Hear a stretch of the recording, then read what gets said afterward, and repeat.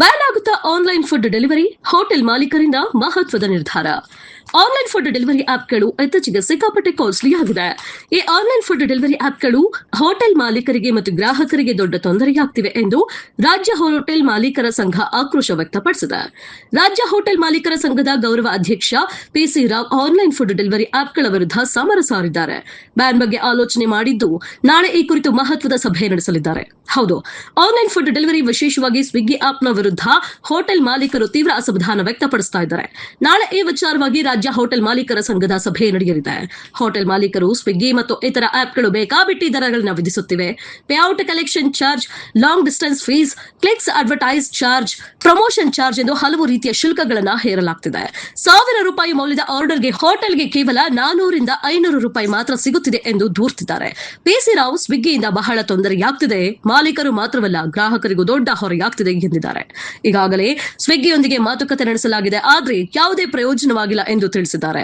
Hotel ಮಾಲೀಕರು ಈಗ OND ಮೂಲಕ ರಾಪಿಡೋ ಮತ್ತು ಓಲಾ ಆಪ್ಗಳನ್ನು ಬಳಸುವ ಬಗ್ಗೆ ಆಲೋಚಿಸುತ್ತಿದ್ದಾರೆ. ಇದರಿಂದ ಆಪ್ಗಳ ಏಕಸ್ವಾಮ್ಯವನ್ನ ಕಡಿಮೆ ಮಾಡಬಹುದು ಎಂದಿದ್ದಾರೆ. ನಾಳೆ ನಡೆಯುವ ಸಭೆಯಲ್ಲಿ ಈ ವಿಚಾರಗಳನ್ನು ವಿವರವಾಗಿ ಚರ್ಚಿಸಲಾಗುವುದು. ರಾಜ್ಯ ಹೋಟೆಲ್ ಮಾಲೀಕರ ಸಂಘವು ಈ ಸಮಸ್ಯೆಯನ್ನು ಗಂಭೀರವಾಗಿ ಪರಿಗಣಿಸಿದೆ. ಆಪ್ಗಳು ಹೋಟೆಲ್ಗಳಿಗೆ ದೊಡ್ಡ ನಷ್ಟವನ್ನು ಉಂಟು ಮಾಡುತ್ತಿವೆ ಎಂದು ಸಂಘ ಹೇಳ್ತಿದೆ. ಗ್ರಾಹಕರು ಹೆಚ್ಚು ಶುಲ್ಕ ವಿಧಿಸಿರೋದ್ರಿಂದ ಗ್ರಾಹಕರು ಕೂಡ ತೊಂದರೆಗೆ ಒಳಗಾಗ್ತಿದ್ದಾರೆ. ಹಾಗಾದ್ರೆ ಗ್ರಾಹಕರು ಹೇಳಿದ್ದೇನು ಅಂತ ನೋಡೋದಾದ್ರೆ, ಗ್ರಾಹಕರು ಆಪ್ಗಳ ಮೂಲಕ ಆರ್ಡರ್ ಮಾಡಿದಾಗ ಹೋಟೆಲ್ ಬೆಲೆಗಿಂತ ಹೆಚ್ಚು ಹಣ ಪಾವತಿಸಬೇಕಾಗ್ತಿದೆ. ಡೆಲಿವರಿ ಶುಲ್ಕ, ಪ್ಯಾಕೇಜಿಂಗ್ ಶುಲ್ಕ, ತೆರಿಗೆಗಳು ಸೇರಿ ಒಟ್ಟು ವೆಚ್ಚ ಹೆಚ್ಚಾಗ್ತಿದೆ. ಇದರಿಂದಾಗಿ ಅನೇಕರು ನೇರವಾಗಿ ಹೋಟೆಲ್ಗೆ ಹೋಗಿ ತಿನ್ನುವುದನ್ನು ಆದ್ಯತೆ ನೀಡುತ್ತಿದ್ದಾರೆ ಎಂದು ಹೇಳಿದ್ದಾರೆ. ಸರ್ಕಾರ ಮಧ್ಯಪ್ರವೇಶದ ಅಗತ್ಯ ಇದೆಯಾ ಅನ್ನೋದಕ್ಕೆ ಉತ್ತರ ಇಲ್ಲಿದೆ. ಹೋಟೆಲ್ ಮಾಲೀಕರು ಸರ್ಕಾರವು ಈ ವಿಷಯದಲ್ಲಿ ಮಧ್ಯಪ್ರವೇಶಿಸಿ ಆಪ್ಗಳ ಮೇಲೆ ನಿಯಂತ್ರಣ ಹೇರಬೇಕು ಎಂದು ಒತ್ತಾಯಿಸ್ತಾ ಇದ್ದಾರೆ.